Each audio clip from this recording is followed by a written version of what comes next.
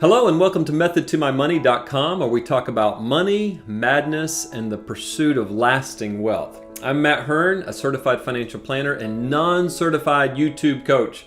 Thank you for joining me. Today we're looking at the pursuit of lasting wealth. What in the world is the pursuit of lasting wealth? Before I answer that, let me back up. In the financial planning world, we talk a lot about goals. We talk a lot about how you should set goals and design strategies to accomplish them.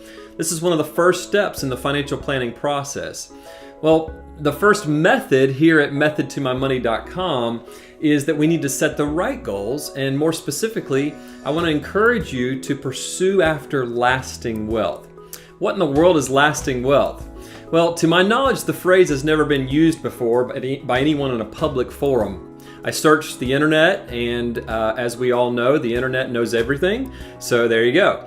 The pursuit of lasting wealth is a combination of two ideas.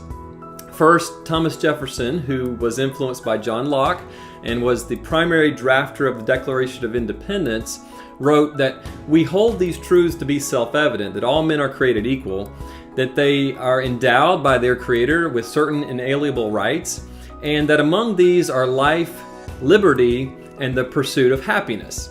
So we see here that there's a basic human instinct to pursue after that which makes us happy. But the second idea that influenced the pursuit of lasting wealth concept is that the wisest man who ever lived, next to Jesus Christ, spoke about a person named wisdom. And that person can be searched after. In Proverbs chapter 8, wisdom speaks. She says, I have counsel and sound wisdom. I have insight. I have strength. By me kings reign, and rulers decree what is just. By me princes rule, and nobles, all who govern justly. I love those who love me, and those who seek me diligently find me. Riches and honor are with me, lasting wealth and righteousness. And so here we see this concept of lasting wealth is actually in the Bible. And so the pursuit after happiness and the pursuit after lasting wealth are both important. The concept of pursuing after lasting wealth comes from a combination of two thoughts that I believe complement one another. Our founding fathers believed that it was our God-given inalienable right to pursue after that which makes us happy. And the Bible teaches that that which makes us truly happy is this person or thing that we call wisdom. So wait a minute, Matt. Why are we mixing religion and money? Isn't that a bad idea? Well, that's a great question. It actually wasn't my idea. The Bible offers approximately 500 verses on prayer, fewer than 500 verses on faith, and more than 2,000 verses on money. In fact, 15% of everything that Jesus taught was on the topic of money and possessions, more than his teachings on heaven and hell combined. So why is this? Well, I don't pretend to have all the answers. God knows my pursuit of lasting wealth has not always been focused on that which lasts or on things that make me happy long term. But I do think God, who inspired the writers of the Bible, wants us to be happier than even we want to be ourselves. He knows us, and he knows what will make us happy. And so when he tells us to pursue after wisdom, and that in finding her, we will also find lasting wealth, I think we should pay attention. As I reflect on my own life, I have many goals. I pride myself in setting goals and planning to try to accomplish those goals. I help my clients do this as well. But we ask questions like, where do we want to be in 10 years, 20 years, 30 years? What job do we want to have? What type of income? What hobbies do we want to be able to enjoy? Who do we want to be spending that time with? But the answers to all of these questions hinge on our answer to one question, which is our main pursuit. What is our one thing? Having a single focus is extremely important, especially when a family, organization, or even a country is unified in that focus. There's this fun game that we probably all played as children, called freeze tag. You might have played it when you were younger. Basically, one child is it, and he or she runs around trying to tag and freeze the other children.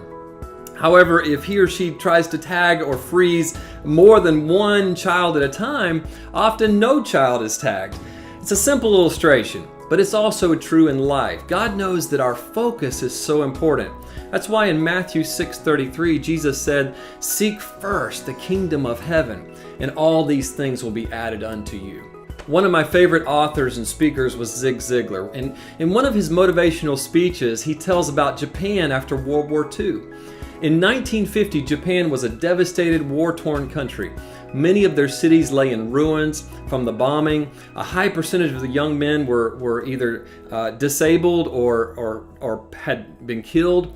And in 1950, they got together as a nation and decided they were going to be the #1 nation in the world in textiles. Sure enough, in 1959, they accomplished this goal. They were the #1 nation in textile manufacturing. They decided in 1960 that they were going to be the #1 nation in steel production. Now keep in mind, they don't have iron ore on their island. They don't have much in the way of coal, but yet that was their goal and they succeeded. And in 1970, they decided that they would be the #1 nation in the world in automobile manufacturing. Sure enough, again in 1980, they once again hit that goal. Pursuing after a single goal is powerful. So what is your one thing? What are you pursuing after? Maybe you, like me, are tired of pursuing after things that don't satisfy, things that only leave us wanting more and complicate our lives, things that ultimately leave us empty and unfulfilled. Let us all renew our focus and our singular pursuit after that which is true and lasting wealth. That's all we have time for today. Just remember, method number 1 here at methodtomymoney.com is to pursue after lasting wealth. Methods 2 and 3 are to set goals that line up with that pursuit and then make a plan to accomplish those goals.